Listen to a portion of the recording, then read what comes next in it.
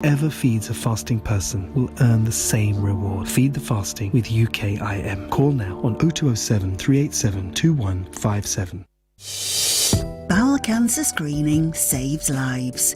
The NHS sends everyone aged 60 to 74 a free home testing kit every 2 years.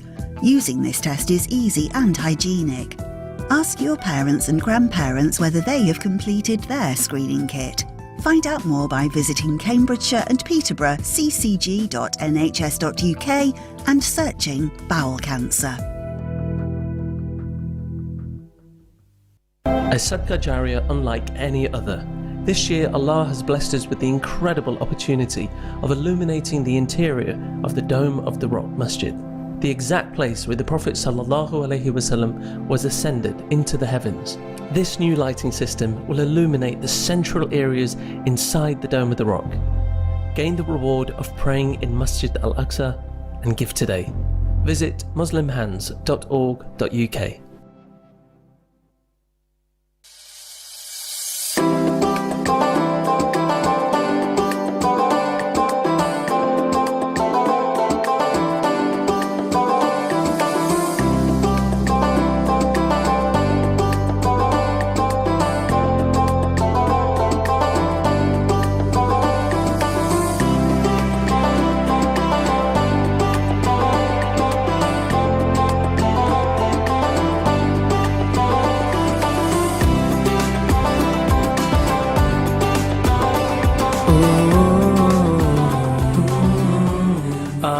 Assalamu alaikum. Now we are going to play a part of tafsir. Assalamu alaikum. Welcome to Salaam Sports on Salaam Radio with my co-host Arif Aziz. Assalamu alaikum, Arif. Assalamu alaikum, Sadat. How are you, my brother? I'm good, my brother. How are you? All good? Yeah, all good, my brother. Looking forward to another fun-packed of Salaam Sports discussions. Yes. About what's been happening the last couple of weeks. We're missing. Loads of things been happening. Yeah, we were away last week, but let me do the little tidy up stuff. Say Salaam to Inspire FM 106.2 FM from Luton. Hopefully they can join in sometime. It'd be nice, wouldn't it? It would be nice, isn't it? It's been about 3 years. We've been waiting for them to join in. We're live on Facebook, YouTube, Twitter, and I also find out Twitch. I never heard of that before. It's Twitch. Yeah, some sort of live streaming so thing. many of these apps. There's so many people want a piece of me in it. Do you think we're just getting too old? We don't understand these apps now. Yeah. Don't say that. You can call it in. I'm expecting quite a few calls hopefully today on this subject. It's a hot subject, even though it's slightly died down, but there's still protests about this particular subject. There's a lot of protests still going on. So you call us on 01733 602 133 or text on 07411 191062. Arif, okay, well, we've had quite a bit of stuff. We've got snooker going on. You had boxing last night. We've had cricket still going on. And obviously the Super Six. Yeah, we've got Formula One. I think let's just get let's just tidy up with some of the other sports. Yeah, let's do that. First thing, I'll tidy up with Pakistan because with all due respect, it's not a big game. It's with Zimbabwe abroad. However, I do want to say that I was right that with Pakistan being unpredictable. Absolutely. First T20 against Zimbabwe. Do you know what? I didn't watch it, and I haven't watched any of the cricket against Zimbabwe, but I know it's not been up to the standard they had against South Africa. No, and again, we I suppose because we're both football guys mainly, you compare it to when a bigger club goes to a smaller club that then sometimes not up for it. Like they say, can you do it there? Against do you think it is that? Is it something like that? That's what I was going to ask you. When you get up to play in Australia, cold, they even against Australia, they seem to have a couple of good games and they bottle it out when it really matters. Yeah. But against Zimbabwe, yeah, you're probably a little bit right. They're not up for it as much. Thinking even at sort of 50% or 60%, they can perform and win the game. So that's my view at the moment on Pakistan so they lost cricket. their first one, the test match they played. To be honest, I'm not even sure how many test matches there are, but they've won that comfortably as expected by an innings.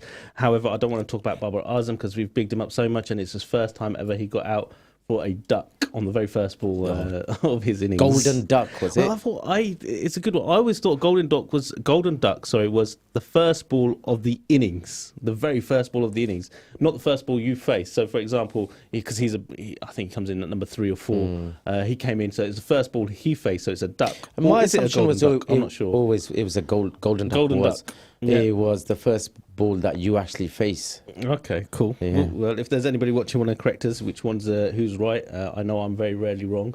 So Very rarely wrong, but when you are wrong, it normally I agree. It goes pear-shaped, doesn't it? Congratulations also to Peterborough, Posh. Fantastic news. Fantastic news. I think we've been all waiting for a Jasper's come in with years. a comment, and he said it's good for hometown Peterborough United to get into the championship with Darren Ferguson. Is Darren Ferguson still? Oh my God, Darren Ferguson's is come it back. Third spell or Third spell. Third spell. Yeah, third spell. And Wow.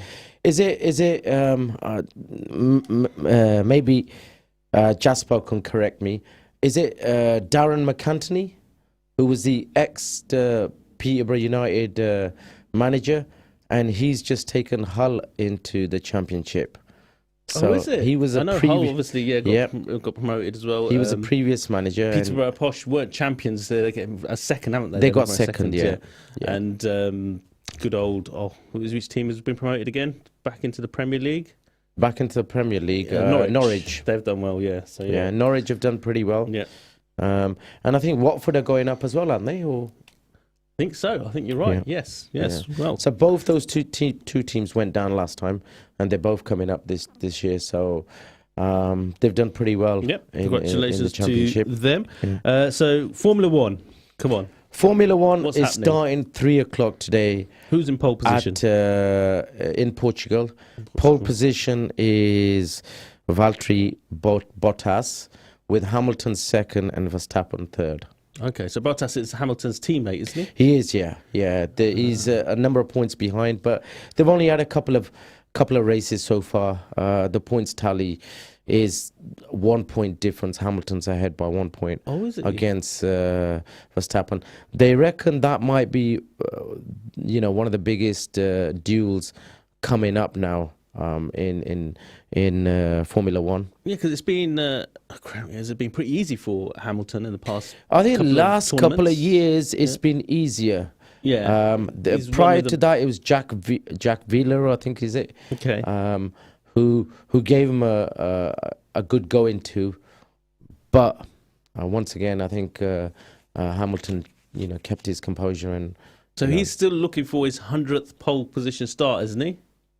Is he? I've not followed it as much as I should have. No. Look at this. I've got this on top of my head. You've got it, Sadat. I haven't even got Formula One as my notes, to be honest. I was thinking you've got all the information. I just remember coming past it where he's saying he's still waiting for his. I'm sure it was his 100th pole position start. Which I reckon is ahead of everybody else. So, yeah, was that okay? Yeah. So that'll be a record. Yeah, Well, 99, I suppose, is currently. Zayed's commenting saying breaking news. United fans protesting outside Old Trafford have broke into the stadium and on the pitch. Looks like the game will be delayed, if not postponed. Oh my God, we can't postpone the game. This is the biggest game ever. Well, I think it's a big game for you boys. I think Really? today. Really? Yeah, today Really? you're gonna. Today there's a chance that you're gonna hand it onto the plate of City to win the Let's be league. clear. City have won the Premier League. Yes, do you Yeah. agree? Okay. Right. So what do United achieve by saying getting more points? Not really nothing. Other than say get closer. They want to. I had this discussion with somebody else over the last 2 weeks. What happens if Liverpool lose? I think if Liverpool lose, they lose. They're struggling for that top 4 spot. It's been an absolute awful season for them. So it's a bigger game for Liverpool, surely, to get into the Champions League. They need to win the games. Even if they win, have they done enough? Will they do enough to win to get into the Champions League? Well, I'm not sure. If United win the Europa, I think 5th position. See, this is the beauty. I know we shouldn't talk about United, Liverpool now, well, but no, we'll have. I'll say a few words and then Go on. we'll call it.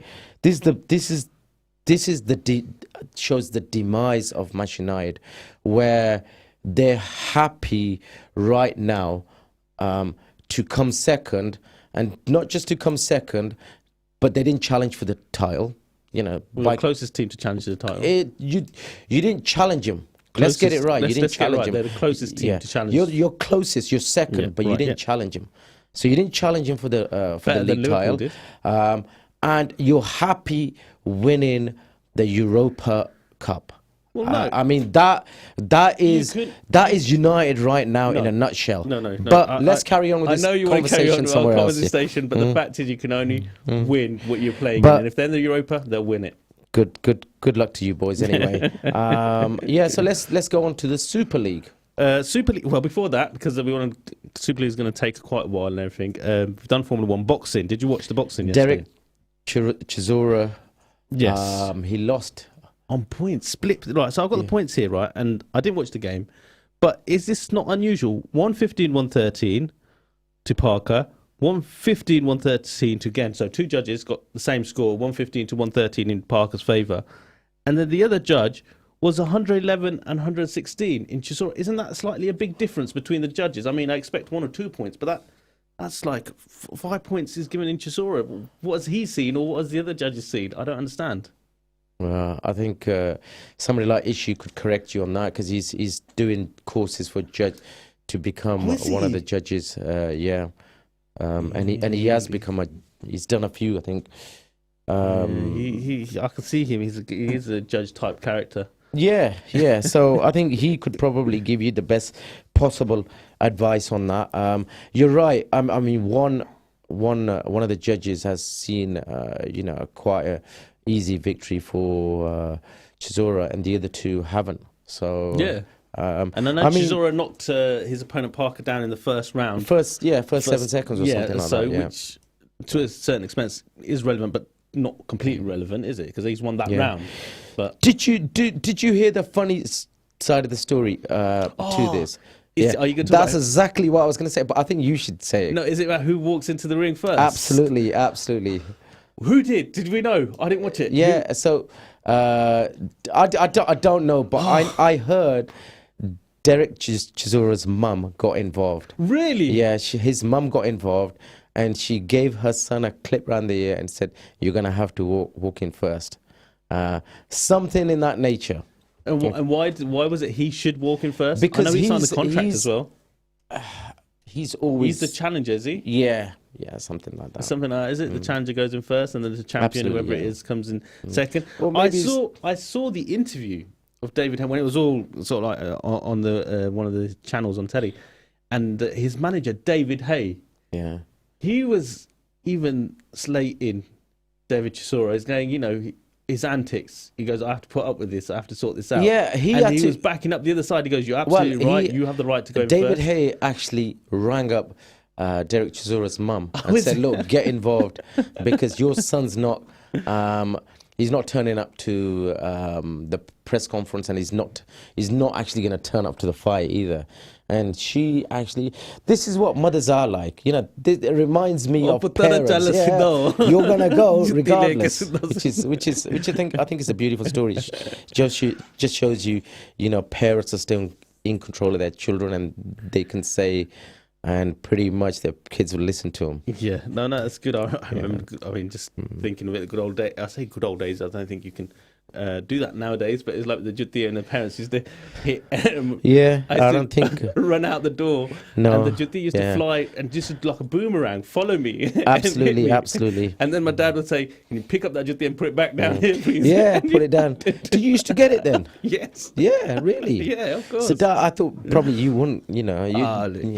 I got a fair share of mine through my time. Salaam to Junaid Khalil, who's watching. I don't know if he watched the first part where we were talking about cricket. I want him to answer or correct as golden duck. Is it the first ball of the innings, or is it the first ball the person faces? As we all know, our good star Babar Azam got out on the very first ball. Will that count as a duck or a golden duck? Okay, so snooker. That's also currently going on. Snooker, yeah. Selby and Murphy, is it? Murphy, is it? Yeah. Great semi-final. I don't know if you saw. Have you seen any of it? I've seen little bits of. I've always been a snooker fan. Years and years ago, when the likes of you had Steve Davis, Henry, Hurricane Higgin, and Jimmy White. the whirlwind. Yeah. In there, and that used to be brilliant when those guys were around. It's not as entertaining as it is now, although you've got O'Sullivan, who's still a cracking player, and I think he was a bit unlucky this time round. Oh, O'Sullivan. Yeah. To be honest with you, I mean, the final now it's going on. It's got full capacity of crowd. I think it's probably 80% full. So almost full capacity. Sorry, just to interrupt myself. Zaid saying first ball the person faces is Golden Duck. I'm not sure about that, but he's corrected you. Just accept it. But where's he getting that information? That is his opinion. Well, he's obviously searched it, and he's probably looked at the wisdom book of. I'm going to search it. I'm going to search it at break time. I'm going to do a quick search. So it's almost full capacity at the moment. The semi-final was great. Semi-final. It went to the final frame between Murphy and Bingham. Yeah, and Bingham should have won that.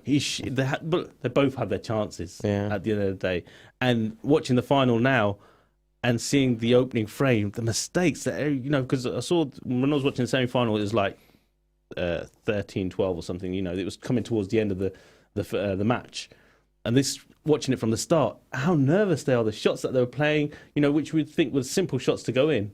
They were just missing. Are you a bit of a snooker player? I am. I like playing the game. It's been a long time since I played. Highest break, what, 15, 20? No. I got into the 40s. Did you? Yeah, I got into the 40s. That. You're a bit of a dark horse. Yeah. I used to play. I want to purchase a table for home, but at the moment I can't find the correct one.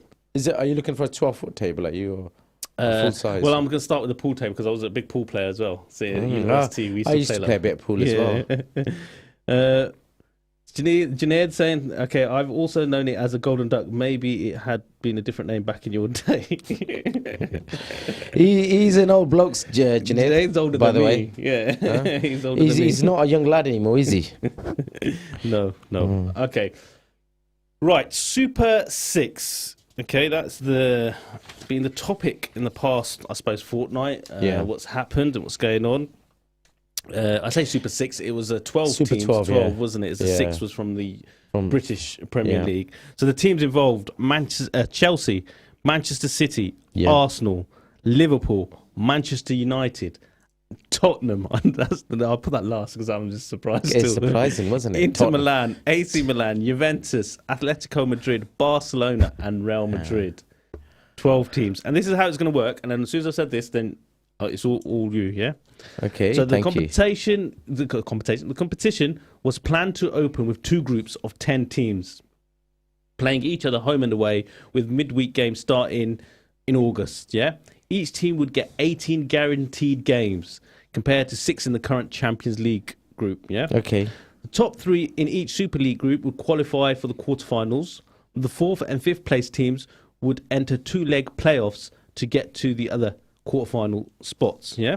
Okay. Quarterfinals, semi-finals would be a 2-leg knockout series, and the final in a single game at a neutral venue on the only weekend slot in the competition. Okay, so that was the format, and we all know these founding members, as they were referred to, could never be relegated from this format. Okay. So they were fixed all the time, and I think we said 12, isn't it? So they were looking for 20. I think they were looking for another 3 founding members, 15, and it would be 5. Yeah, they were going to get 15, and then 5 would be coming and going. Well, they had 15. I think they were waiting for PSG to come in and Bayern to come in and maybe Dortmund as well. Bayern couldn't come in, could they? Because they had Germany's 50+1 format, which so we'll go into. I think, so you're right. What was your thoughts? As soon as it all kicked off? Well, my thoughts were, when I first decided to interact and discuss this a little bit, and the reasons behind it, why I felt that they were trying to do it. They went through a pandemic. They felt that, they wanted to be a financially stable club or stable, and that's the route that they were gonna go down. That's my reading behind it. Obviously, once you start looking into it a little bit deeper, and you realize that the competition element was going to be taken out of it, these clubs were going to be guaranteed. That that I think became untenable for a lot of the fans and a lot of the other clubs. How you're going to break into this league? I don't think the league format, because we didn't have enough information on this. I don't think the leagues would have suffered because the proposal was to continue playing with this. What Premier the League, Super 12 wanted to do was actually bring money into the rest of the competition as well. I think the European Cup would have been gone, the FA Cup, and that because midweek if they're playing these Super League games, it's not going to happen. But didn't happen. So the word that was being branded around by everybody, professionals, ex-professionals, managers, was greed. Greed. Do you agree with that? Was it all greed? I think greed did have a part to play in it. But then again, I think you've got to look at how much money the FA, not the FA, UEFA have made, FIFA have made, and how much money have FIFA actually, been bribed by other nations to allow them to basically, host tournaments and stuff like this. It was greed, but the absolutely nothing wrong with greed right now in football. If you look at it, professional footballers are earning £1 million, £500,000 per player. There are certain players who are earning that sort of money. For them, it was all about sustainability. So would you say would it be fair to say everyone's got their hands in the pot when it comes to greed, I'd money say, and football? Yeah. Be it the broadcasters, be it sponsors, be it, clubs with the tickets, that prices that have spiked up year after year after year for the working class game. Yeah. It was a working class game. I don't think it's a working class game anymore. Yeah. Working class man can't afford to go and watch an average game because it's going to cost you traveling expenses. Yeah. It's a £200 round ticket if you're traveling back on the same day. That's just for one person. Just for one person. So if you go with, we've got kids, if you take a family, you take your family, you're paying, your monthly mortgage rate. Yeah, I think the other thing is, if you look at it, is nowadays getting tickets for these games it's virtually impossible unless you've got avenues and routes. You've got people in places and contacts where you can get tickets. If you're going to go on, you're never going to get a ticket for these games. So they've taken the fun element out to a degree anyway. Right. So if I ask you, do you think the proposal or the format, would you object more to the format, the timing, or the proposal altogether? I don't think I've got enough information to make that judgment or to make that call right now, because nothing ever happened with what the information that we got or everybody else got was that it was going to be a midweek league. Yep. And apart from that, nothing else was. Well, the two, I suppose, main things: midweek league, breakaway from the Champions League, etc. I'm assuming they couldn't commit to the Champions League, etc. Yeah. And the fact is that these 10 or 15, whoever they may be, founding clubs are fixed. There's no competition.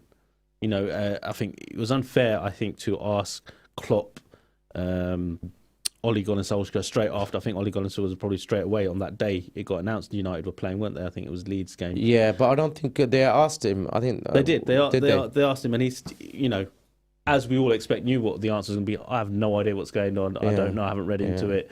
I can't comment on it. And very much similar to Klopp, who just said he stick to his comment that he made 3 years or 4 years ago. These clubs want sustainability. If they're spending hundreds of millions of pounds, if you're talking about spending £100 million on a player, you want your club to be able to sustain and stay in the league or stay in a format. Or I think it's also probably got to do with having the largest slice of the cake.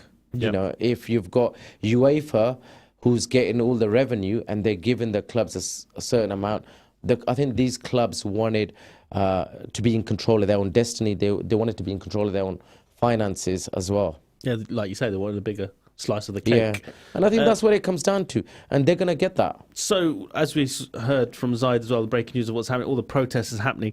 Do you think heads should roll? I know some as Woodward has got or is going by the end of the season. Well, I think his comment was he was leaving anyway. Mm. But do you think the chair people, be it United, the Glazers, Liverpool.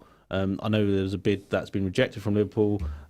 They should go, and we shouldn't look for, as most of the broadcasters, ex-professional players, saying for but investment from abroad. It should be here local. It's people who know football rather than the Saudis, the Americans, or anybody else. Why?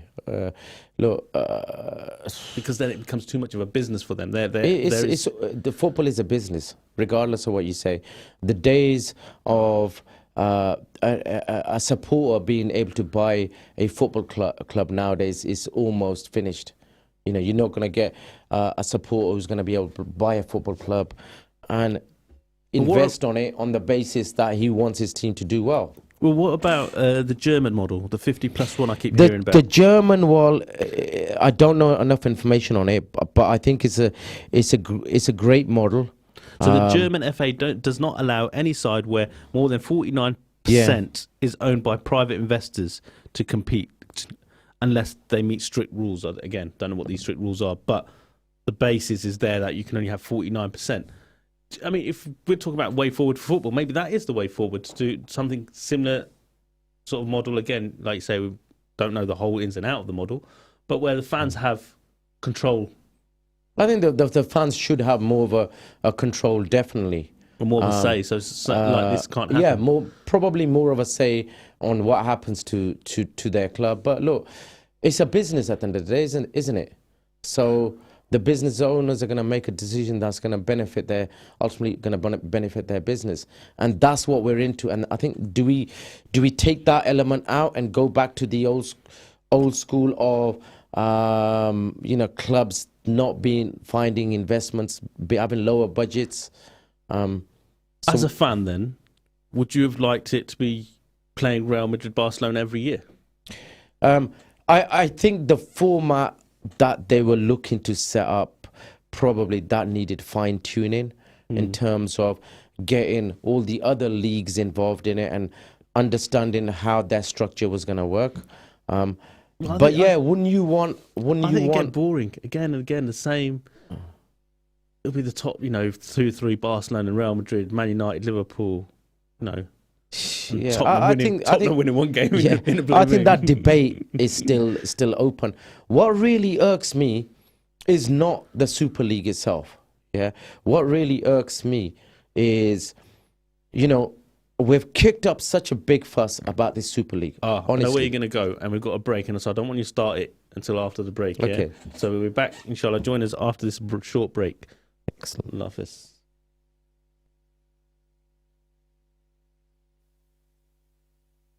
Stay tuned to Salaam Radio after this short ad break. Mercy Universal UK based international humanitarian organisation है जो इस वक्त मकबूजा कश्मीर के अंदर वहाँ के यतीम, बेवागान और जरूरतमंद अफराद की फलाह बहबूद के लिए मुकामी समाजी तंजीमों से मिलकर काम कर रही है। रमजान के बाबरकत माह में अपने सदकात, ज़कात और फितराना मर्सी यूनिवर्सल को देकर मकबूजा कश्मीर के जरूरतमंद अफराद का साथ दे। Donate online on mercyuniversal.com या हॉटलाइन नंबर 03333 110047 या 01582 731313 पर कॉल करें। mercyuniversal.com। दोस्ता की परेशान है जरा कर है ना सारा सौदा मुक्या वा मुल्का विच पैसे भेजने हूं नहीं अमार फूड वाले की फोन खड़का ते फ्री लोकल डिलीवरी कार मंगवा आलाता उथे कै स्पेशल आ उना की लबाई हाइजीन च ग्रेड 5 चीजें चंगियां मियारी ते सस्तियां ते नाले ऑफरां ही ऑफरां और क्या ताजा गोश्त ताजी सब्जियां ते फ्रूट आटा चावल दालां मसाले ते जूस सारे बिल जमा करने गैस ते इलेक्ट्रिक नो टॉप अप भी करने पाकिस्तान पैसे बिल्कुल फ्री भेजने मतलब के एक चिड़ी ने दूध ही छड़ी ते हर शय लबनी जने ने आप उतरा Amar Food Store and Halal Meat 613B Lincoln Road Peterborough telephone 01733 687374. Now we're gradually coming out of lockdown. We can go to more places like pubs, restaurants, hairdressers and gyms. However, around 1 in 3 people who have COVID-19 have no symptoms and are spreading it without knowing. By quickly checking into venues with the NHS COVID-19 app, you can help stop the virus spreading and protect your family and friends. So whenever you go out, check in. Let's take this next step safely. अस्सलामुअलैकुम, मेरा नाम किरण शहजादी है। हमारा घर Kashmir orphans relief trust कोट दुनिया के बेहतरीन घरों में से एक खूबसूरत घर है। इस खूबसूरत घर का क़याम और इसमें हमारी ज़िंदगी की तमाम खुशियाँ सिर्फ़ और सिर्फ आपके ताउन और हुलूस और मोहब्बत की वजह से मुमकिन है। अल्लाह करीम आपका ये ताउन अपनी बारगाह में कबूल और मंजूर फरमाए। आपसे गुजारिश है कि इस रमज़ान मुबारक में अपने सदकात, अतियात और ज़कात कोट को दें और यतीम बच्चों की ज़िंदगी में खुशियाँ बिखेरें। UK office 0300 123 774 court.org.uk. German Doner Kebab wishes you Ramadan Kareem. Enjoy your doner after dusk with us and choose from the original Doner Kebab, the KKL, the Doner Crunch Burger, or perhaps the Boss Box and so much more. You can find your nearest GDK at GermanDonerKebab.com or bring the Ramadan experience to your doorstep by signing up for your Ramadan pack at RamadanTentProject.com. German Doner Kebab. Kebabs done right. Now we're gradually coming out of lockdown. We can finally get out of the house and do some of the things we've all been missing, like meeting friends over a takeaway coffee or visiting family for a barbecue. Around 1 in 3 people who have COVID-19 have no symptoms and are spreading it without knowing. That could be your friend, relative, or even you. Help stop the spread by reducing travel and meeting outside. Let's take this next step safely. Remember, hands, face, space, and fresh air.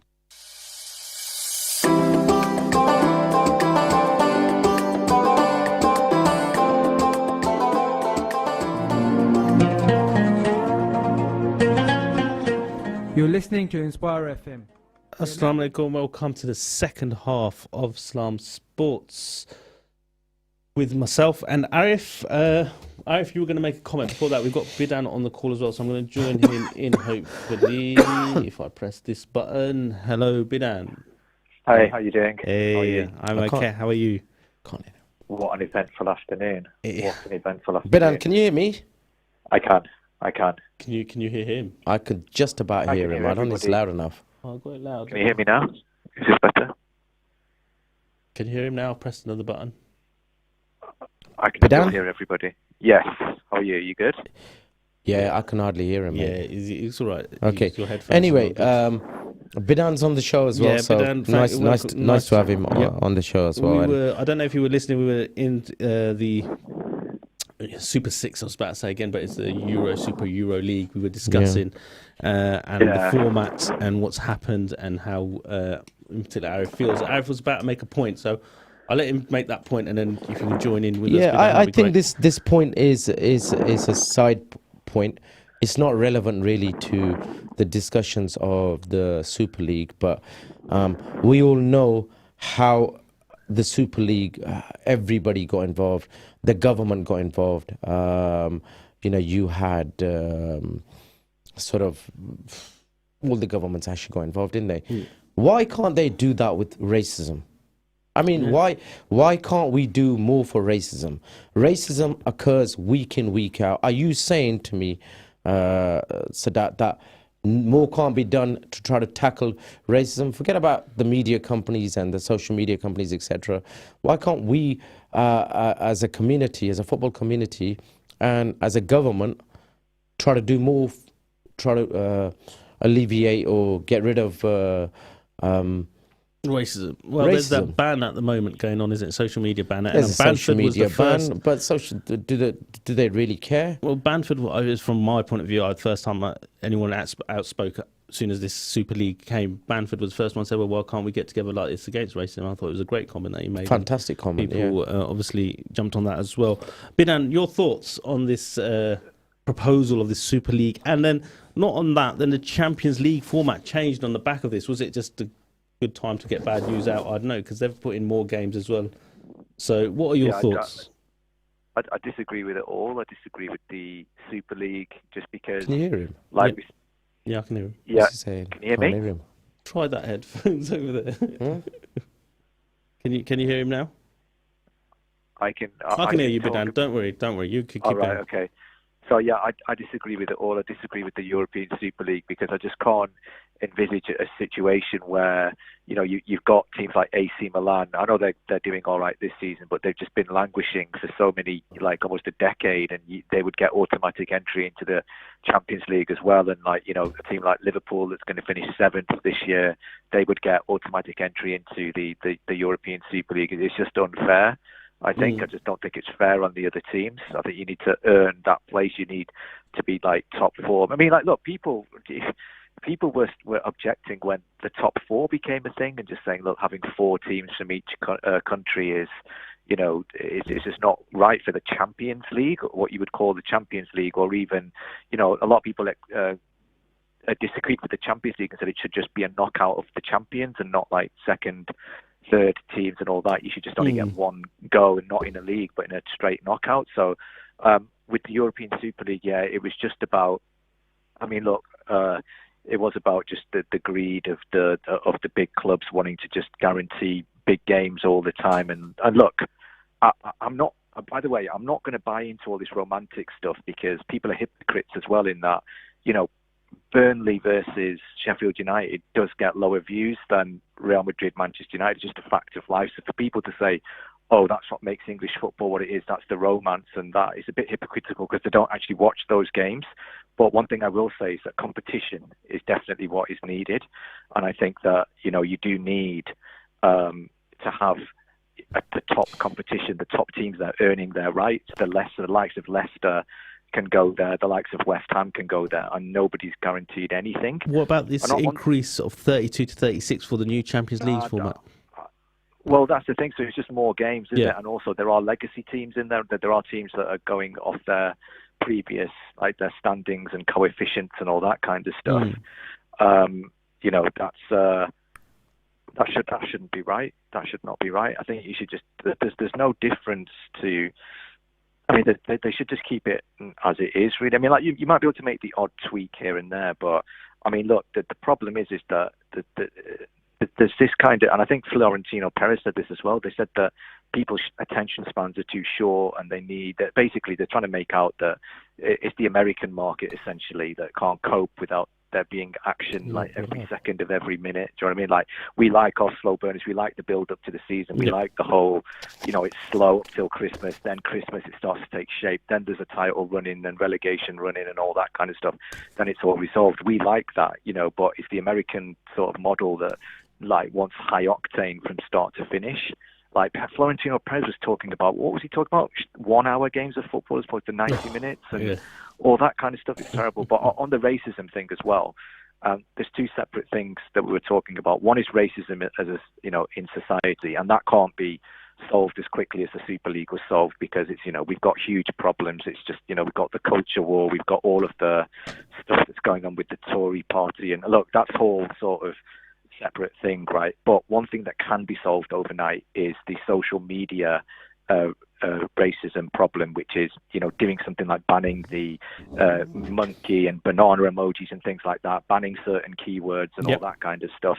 The only reason the social media companies aren't doing that is because it will probably affect their growth in some way. So I think that that is something that could be solved overnight. And I know that they're doing this boycott. Will it affect things that much? I don't know. But if they did something like drastic, they'd started deleting their account, and if Cristiano Ronaldo, who's the biggest influencer in the world, he's the biggest Instagram account, if he said, right, I'm coming off until this is solved, then that would get it solved overnight. But racism for society is, that's decades, generations. So, but you think it's a good step then, this ban on the social media? And is it a weekend? Isn't it 4 days? It won't make much difference. But, all right, so you don't get the "we go again" tweet from United after they win or whatever, or you won't get the "well played, lads." That's not going to make much of a difference, I don't think. I think that you've just got to, because it's just a murky world. Because look, I work in sort of social media marketing, so I know sort of how much money goes around, what deals gets done, and all of that. Social media is vital for the football clubs as well. They need that money to raise, and also, to leverage that reach and the audience to get better sponsorship deals to come back into the club and use the reach of the players, all that kind of stuff. Like, the clubs need social media as much as social media needs the clubs. Yeah. So it's a very, very uncomfortable marriage there. Yeah. And that's why I think that it doesn't get solved as quickly as they would like it to have done. But, but if the clubs were to say, look, we are coming off, they could take the hit of social media revenue from advertising and just say, look, we're coming off this. And it's like I said, like Messi's got 200 million Instagram followers. Ronaldo's got the most Instagram followers of any athlete in the world. Of any person individually in the world. Then if they came off, then I think that would be the big change. But it's going back to the Super League thing, and obviously just talking about what's just happened at Old Trafford, with the United fans, we invading the pitch. We were just having this discussion about whether that will make any difference. And someone on our WhatsApp groups, this Liverpool fan, said that it's just not going to make any difference because the Glazers are in Florida and it doesn't make any difference. And I happen to agree. The Glazers will just watch it and then just turn off the TV. I think the way to get the Glazers out is to go and get influential people to go and see Boris Johnson and say, look, we need to make this a change in legislation. And by the way, would you like a new few rolls of wallpaper for your flat? You know what I mean? I think that's the way, and that's just the sad state of. I'm not saying I'm right about everything, by the way, but it just all boils down to money at the end of the day. Would you? I don't know if you were hearing about the. We were talking about the German model of the was it 50+1? Do you think something like that would be something that should be? So I just want to make a distinction because I think it's important to make it. The 50+1 doesn't mean that the fans own 51% of the club. Yeah. It means that it's the voting rights. Yes. You look at what the Glazers do, they sometimes, when they're in financial trouble, they sell another 10% of Manchester United on the NYSE, right? But you don't get any voting rights with those shares, so they're just literally just giving away worthless parts of the club. Obviously, that asset can go up and down, and you can make money that way. That's fine, but you don't actually get a say in the club. But I think that what we need to do, is to lobby the government to say that, look, this is something. And look, Boris Johnson, Prime Minister Johnson, knows what way the wind is blowing. So if he thinks that he can jump on this bandwagon as a way of making himself more popular, then he should do, and we should capitalise on that, and then just say, look, let's government pass this legislation to protect the football clubs, to make sure they're not moved out of the communities, that this doesn't happen again, this European Super League, and give fans 51% of the voting rights, and then you'll see your FSGs, your Glazers, your Cronkies, that they'll be rushing to sell their clubs. Okay, cool. I'm still having problems with hearing you. That's why he's very quiet. But he's trying. Okay. Otherwise, no doubt you would have commented about the same. It's actually flipping. I've just been logged off. You've been logged off. Okay, don't worry about that. So we all were against it. So let's move on to the actual football results. I'm assuming the game's not going to be abandoned. The United-Liverpool game. It's very rare when them two are playing and we're talking about something else big in football rather than their fixture. I'm just going to go through a few results. Before I even go into the Premier League, obviously we've had the European League, the Champions League, and the Europa League fixtures. Real Madrid 1, Chelsea 1, PSG 1, City 2, United 6, Roma 2, Villarreal 2, Arsenal 1. Do you think, Arif, that there could be a all-British final in both Champions League and in the Europa League? Yeah, I can see it happening, and I can see also that United and Manchester United and also looks like City may be playing in the Super League as well. Okay, all right, try the headphones now. Lena's been kindly come in to adjust a button. Bidan, can you shout out Arif? I can hear Bidan perfectly. See? Brilliant. Now I can answer back to your points, Bidan, yeah? He wants to talk about football. I want to talk about the Super League, yeah? Yeah, I was just saying, just to recap what I said, like Super League, I just think that it all boils down to money, and this could be a wake-up call for us to go and see, go and speak to the powers that be at number 10 Downing Street and just say, look, we need to make this change, And if it's like, so for example, there's quite an influential Man United fan called Lord O'Neill. So obviously Lord implies that he is in the House of Lords, and he tried to buy Manchester United in 2010. So if he can go and see, if he gets an audience with Boris and says, look, let's make these changes to protect all of English football. By the way, your flat looks like it needs a bit of care and attention, then I'm sure we could get it done. Obviously, these are just theoretical. Just to stop you there, do you think when it comes to when it comes to the greed element of football, do you think UEFA and FIFA are the most greediest out of the lot? Yeah. No, look, what it is, it's just a fight between who can, and John Barnes said this brilliantly. He said, all it is a fight between UEFA, FIFA, and the European Super League as to who can exploit the fans the most. And even Sky and BT, they're not exactly a friend of the fans, are they? I mean, BT, how much is it? £25 a month. Sky, £80 a month. I pay. And it's just like, And then even then you have to do a pay-per-view, isn't there, matches? And it's been not proven that there is a model out there like that. If you go to a streaming service like Netflix or Amazon, they can actually still get access to their global reach all of the fans globally in the Premier League that the Premier League has, and do it at scale and pass those savings on to the fan and still give double or triple the amount of money to each club from their TV deal. So you could have a situation where Netflix charge you maybe an extra £10 a month on your subscription to get Premier League, all of the Premier League games in UHD, and and they sell that to the billion or so Premier League fans over the world. It's just a gimmick. That's just so there are more efficient ways, because I think what Real Madrid is going on, Florentino Perez is going on about, is as he thinks that there's more money to be made, essentially. Yeah. The clubs can be making more money. Do you know what I mean? And they can. And I think that one way is, like they said, renegotiating the TV deal where it is a Amazon Prime or a Netflix does it instead of a Sky or a beIN Sports and all that kind of stuff. Because of the middleman, they're taking too much of a cut. Do you think that the clubs should be involved in those meetings rather than just the UEFA or the FA or whoever it is who's organising it from? Which clubs and which meetings? I'm talking about when it comes to looking at where the money's actually going for the sponsorship money or the TV deal money. Where's that actually? I mean, if UEFA end up taking the largest chunk, which you'll probably have UEFA or FIFA, and then yes, they're trickling it down to the clubs. Yeah, the clubs are getting a huge amount, but they probably want a bigger slice of the cake.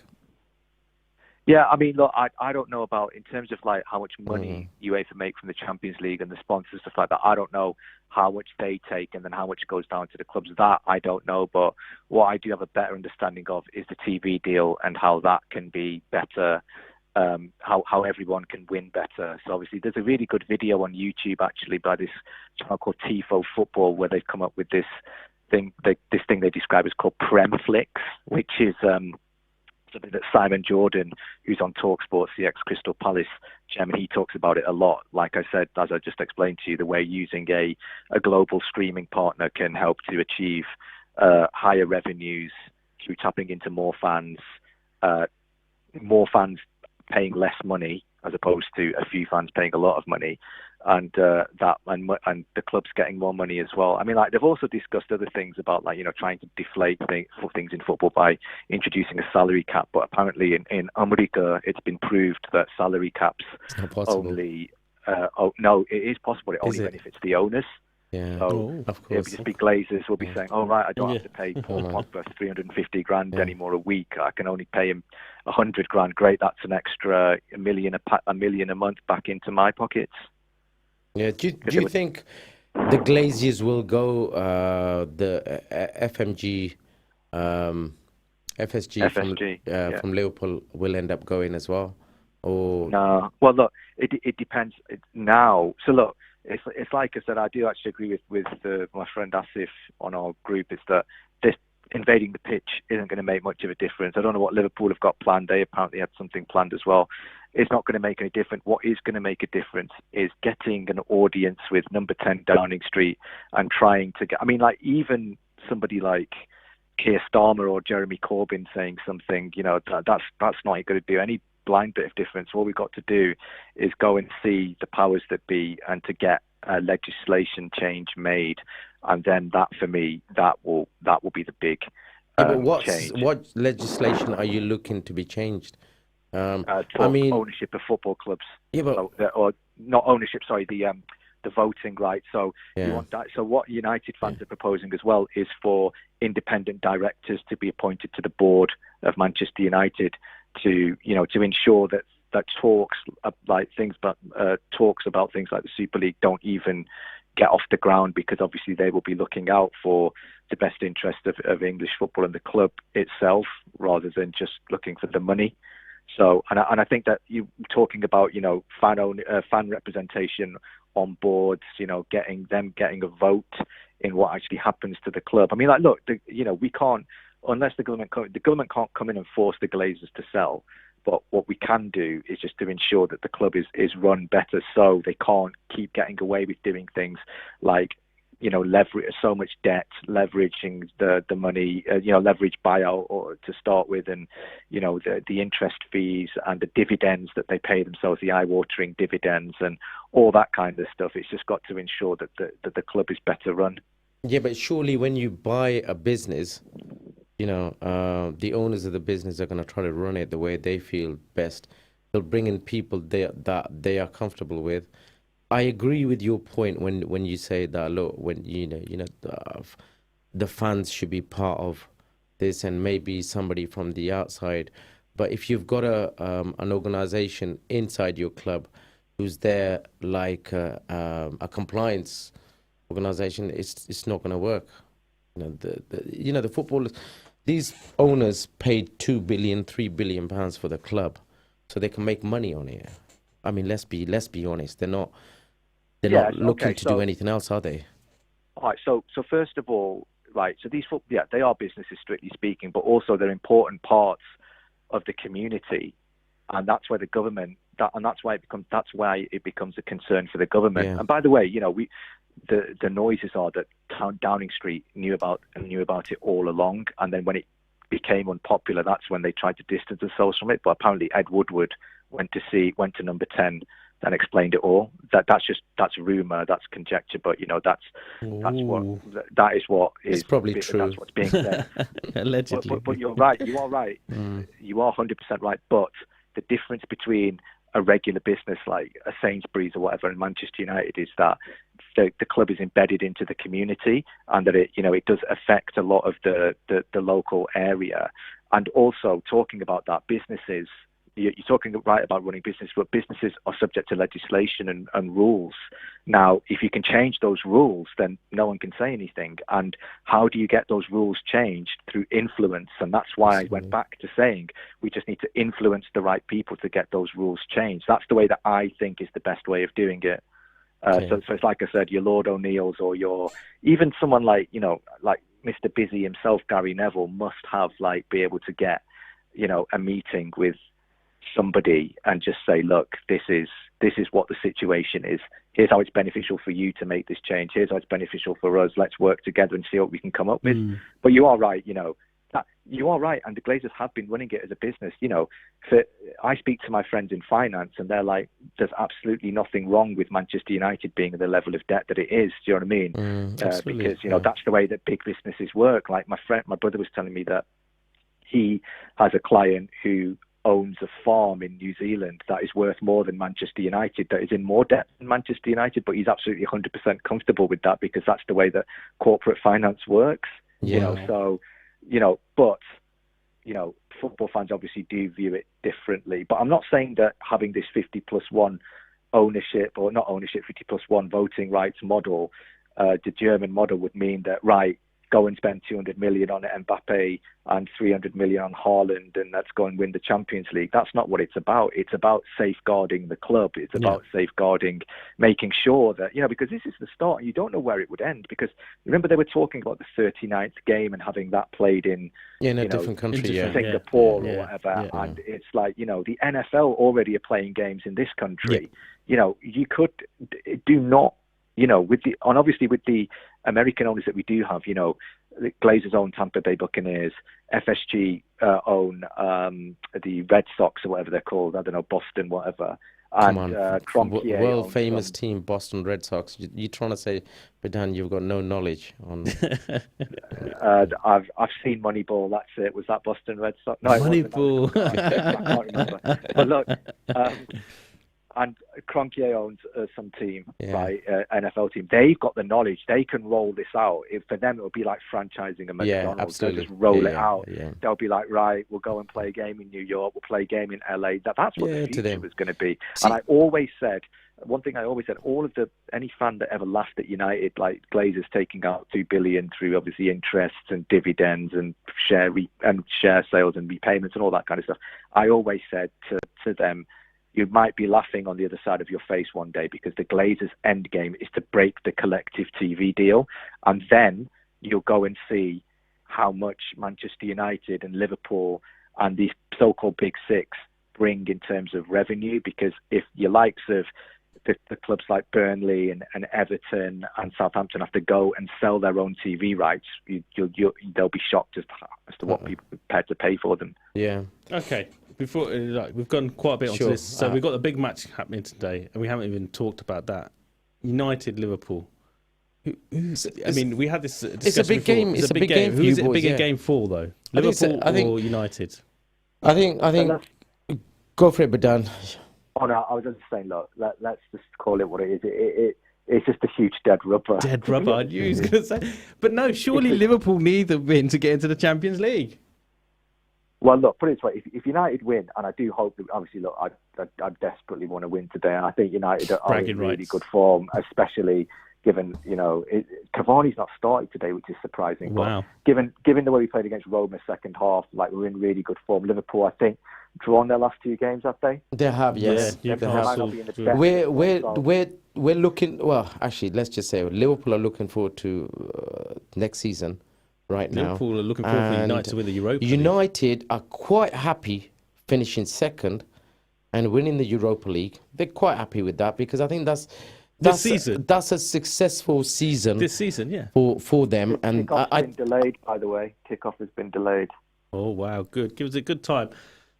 Unfortunately, time is come to an end here. We can't extend it, and it wasn't delayed here. There was no arguments, no pitch invasion here, but hopefully we'll speak to you next week, Bidan. Got the last 10 seconds. Thank you very much for your call. All right, okay. I was going to say something else, but right after. We'll have to wait next time. Next week. All right. Take care. Thank you very much. See you all next week.